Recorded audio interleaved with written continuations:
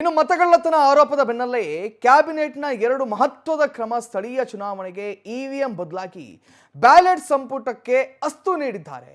ಯಾರು? ರಾಜ್ಯ ಚುನಾವಣಾ ಆಯೋಗಕ್ಕೆ ಮತಪಟ್ಟಿಯನ್ನು ತಯಾರಿ ಮಾಡಿ ಪರಿಷ್ಕರಣೆಯನ್ನು ಮಾಡ್ತಾ ಇದ್ದಾರೆ. ಸ್ಥಳೀಯ ಚುನಾವಣೆಗೆ ಇವಿಎಂ ಬದಲಾಗಿ ಬ್ಯಾಲೆಟ್ಗೆ ಸಂಪುಟ ಅಸ್ತು ಹೊಂದಿದೆ.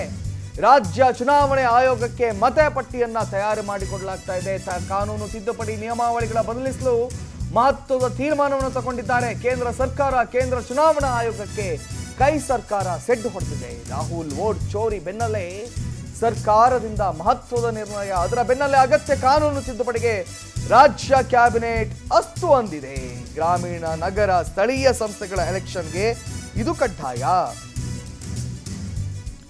ಇವಿಎಂ ಬದಲಾಗಿ ಬ್ಯಾಲೆಟ್ ಪೇಪರ್ಗಳನ್ನ ಮರಳಿ ಏನೋ ಈ ಒಂದು ಕ್ರಾಂತಿ ಆಯ್ತಲ್ಲ. ಬ್ಯಾಲೆಟ್ ಪೇಪರ್ಗಳ ಬದಲಾಗಿ ಇವಿಎಂಗಳನ್ನು ಬಳಸಲಾಯಿತು. ಯಾವಾಗ? 2013ರಲ್ಲಿ.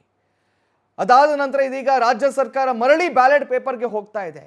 ಒಂದು ಕಡೆಯಲ್ಲಿ ರಾಹುಲ್ ಗಾಂಧಿ ಅವರು ನಿರಂತರವಾಗಿ ಚರ್ಚೆಯನ್ನು ಮಾಡ್ತಾ ಇದ್ದಾರೆ. ಇವಿಎಂಗಳು ರಾಂಗ್, ಇವಿಎಂಗಳು ಹ್ಯಾಕ್ ಆಗುತ್ತೆ, ಬದಲಿಗೆ ಬ್ಯಾಲೆಟ್ ಪೇಪರ್ಗಳೇ ಬೆಟರ್ ಅಂತ ಹೇಳಿ. ಅದರ ಹಿಂದೆ ರಾಜ್ಯ ಸರ್ಕಾರ ಕೂಡ ಅದೇ ನಿರ್ಧಾರಕ್ಕೆ ಹೋಗಿದೆ.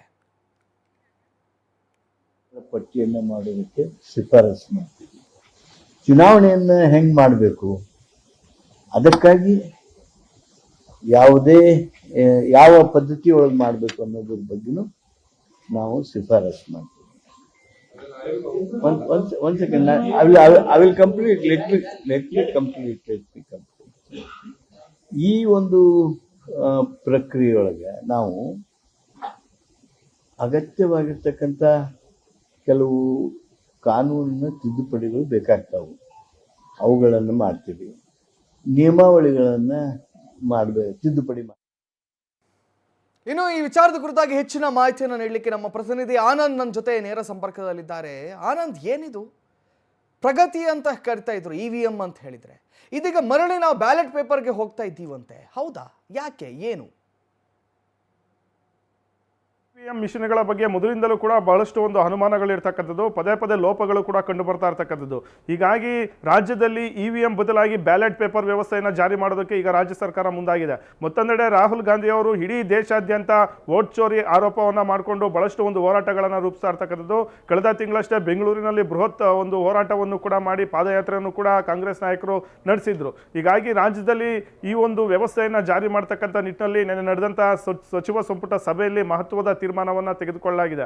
ಪ್ರಮುಖವಾಗಿ ರಾಜ್ಯ ಚುನಾವಣಾ ಆಯೋಗಕ್ಕೆ ಕೆಲವೊಂದು ತಿದ್ದುಪಡಿಯನ್ನು ತಂದು, ಕಾನೂನುಗಳನ್ನು ತಂದು, ಜೊತೆಗೆ ಇರ್ತಕ್ಕಂಥ ನಿಯಮಾವಳಿಗೆ ಒಂದು ಹೊಸ ರೂಪ ಕೊಟ್ಟು ಬದಲಾವಣೆಯನ್ನು ಮಾಡಿ ಈ ರೀತಿಯ ಒಂದು ಬ್ಯಾಲೆಟ್ ವ್ಯವಸ್ಥೆಯನ್ನು ಜಾರಿ ಮಾಡಬೇಕು ಅನ್ನೋದು ನಿಟ್ಟಿನಲ್ಲಿ ನಿನ್ನೆ ಸಚಿವ ಸಂಪುಟ ಸಭೆಯಲ್ಲಿ ಗಂಭೀರ ಚರ್ಚೆ ಆಯಿತು. ತದನಂತರ ಅದರಲ್ಲಿ ಸಂಪುಟ ಸಭೆಯೂ ಕೂಡ ಈ ಒಂದು ತೀರ್ಮಾನಕ್ಕೆ ಓಕೆ ಅಂತ ಸಿಗ್ನಲ್ ಕೊಟ್ಟಿರ್ತಕ್ಕಂಥದ್ದು. ಹಾಗಾಗಿ ಮುಂದೆ ಬರ್ತಕ್ಕಂಥ ನಗರ ಮತ್ತು ಸ್ಥಳೀಯ ಸಂಸ್ಥೆಗಳ ಚುನಾವಣೆ ಆಗಿರ್ಬೋದು, ಅಥವಾ ಗ್ರಾಮೀಣ ಪ್ರದೇಶದಲ್ಲಿ ನಡೀತಕ್ಕಂಥ ಚುನಾವಣೆಗಳಾಗಿರ್ಬೋದು, ಈ ಚುನಾವಣೆಯಲ್ಲಿ ಬ್ಯಾಲೆಟ್ ಪೇಪರ್ ವ್ಯವಸ್ಥೆಯನ್ನು ಜಾರಿ ಮಾಡೋದಕ್ಕೆ ಈಗ ರಾಜ್ಯ ಸರ್ಕಾರ ಮುಂದಾಗಿರ್ತಕ್ಕಂಥದ್ದು.